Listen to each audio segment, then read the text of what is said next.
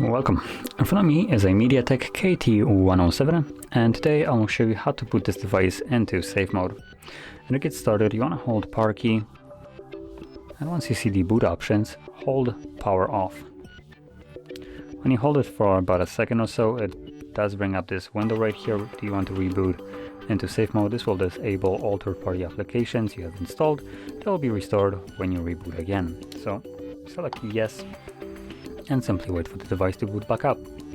Now in safe mode, only, like the message stated, only the pre-existing apps will work, and anything that you have installed yourself will not be able to start up. And that is so you can actually troubleshoot your device in this mode. If you have some kind of app that is causing you massive problems with your device, you can boot it into safe mode, and you'll be sure that this app won't be able to cause you any problems there.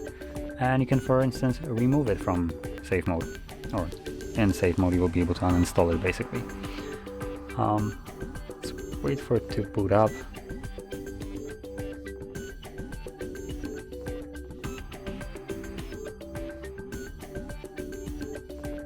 There we go. As you can see, there is a little watermark, safe mode. This will stay on the screen as long as you're in this mode, so you actually know that you're in it.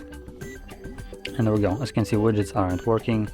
That's probably the only thing that will be disabled right here. Everything else comes with the device, so it will function normally.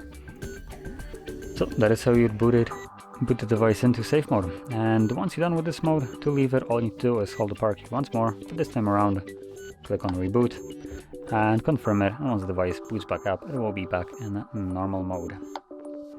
That being said, if you found this very helpful, don't forget to hit like, subscribe, and thanks for watching.